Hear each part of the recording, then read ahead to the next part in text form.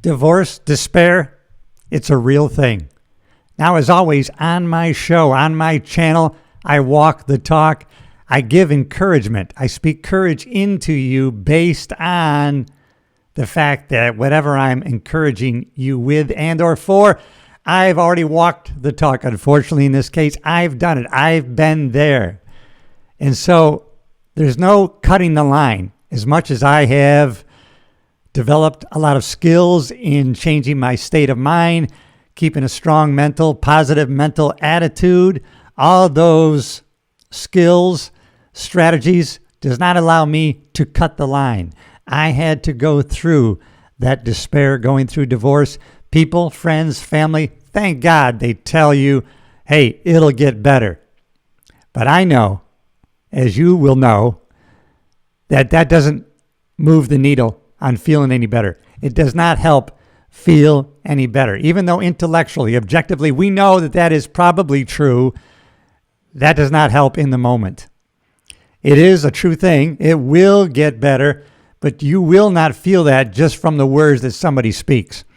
I think what helped the most was people coming, spending time with me, being around me, not talking necessarily about things, but in a lot of cases, just letting me vent, same thing over and over again, sounding board. That did mean a lot, but the words meant well by so many different people. It'll get better. That doesn't help. Does not help at the time. It is a true thing. You will get through it. You will come out of the tunnel. You will get back to yourself.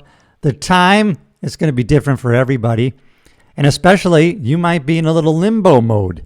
If you're still hoping for reconciliation, you're still trying to keep it together. You're hoping to save the marriage, to work on the marriage.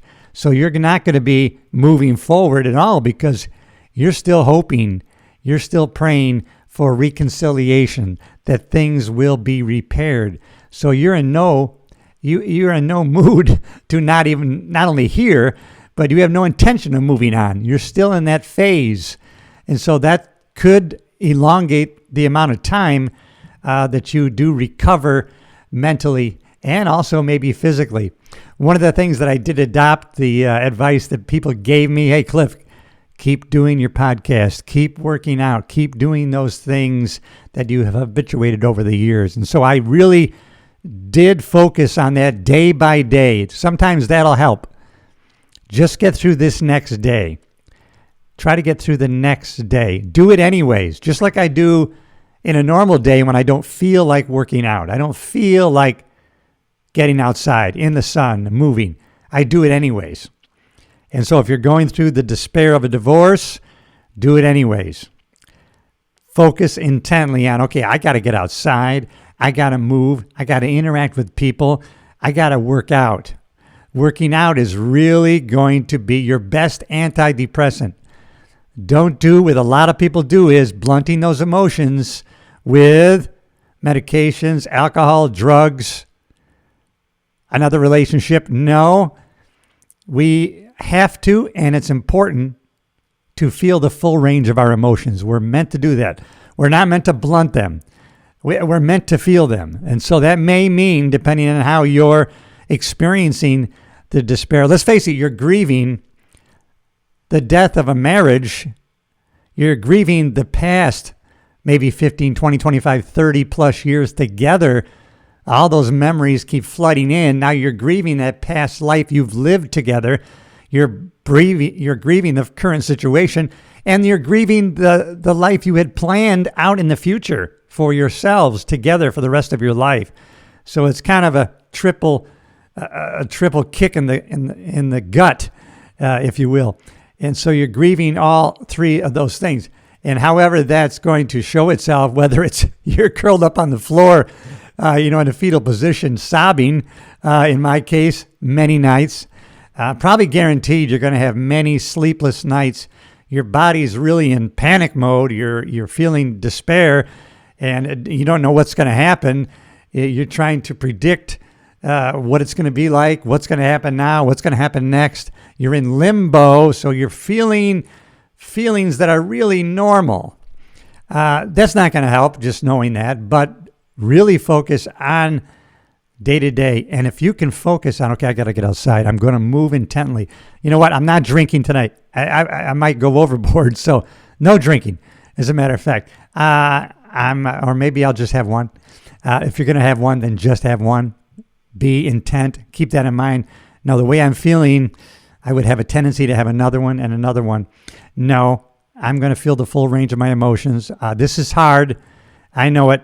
Hopefully you have friends, family that won't just give you platitudes verbally, but actually maybe come, visit, spend time with you, let you vent, be the sounding board. That really helped me. But if you focus on moving throughout the day, if you focus on getting out, getting to the gym, working out, take out, drain that stress off by movement, activity, and keeping yourself busy will help eventually overcome insomnia and running those scenarios and all those thoughts through your mind.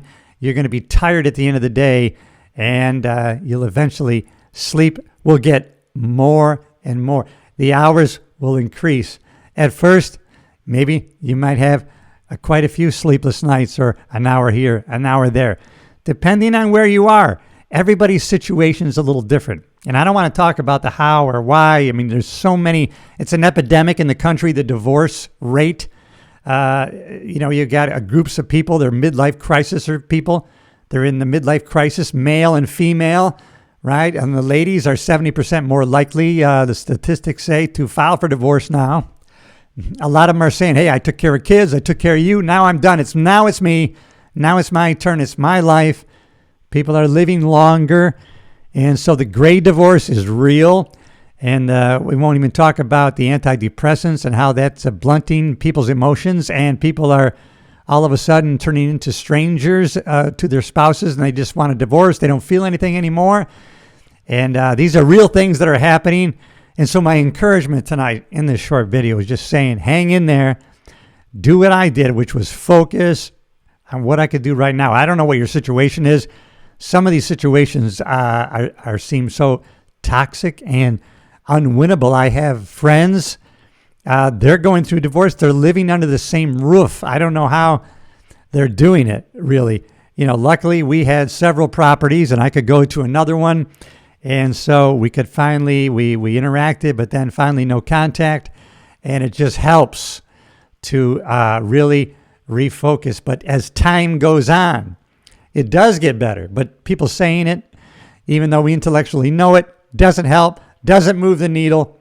So go one day at a time. Start focusing on getting through this next day and try to maintain some of the habits that are positive in your life and keep to those, and don't get too drawn into negative things that you might use as tools to, blunt the terrible feelings that you're feeling.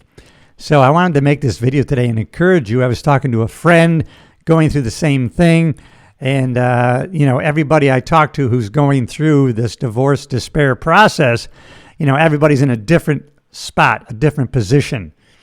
But eventually it gets better. There's always going to be those times. There's always going to be thoughts that come in, sadness. There's always going to be those songs trigger, locations, things that might pop up. But as time goes on, your body adjusts and you start to get back into balance. Hang in there. Please hang in there. You know what? The best is yet to come. Divorce despair is real. What you're feeling, real. Whatever you're feeling is real to you, and other people, they might not be able to associate with it. I can. I've walked the talk, been there. I love you. Hang in there. Listen, it is going to get better, but divorce despair is real, and so focus day by day. You got this. You can always email me, cliff@cliffyates.com. I'll answer. I'll call you. I'll talk to you. I'm sure you have family, friends, a support group. I did. It makes the difference. All right, everybody. I'll see you in the next video.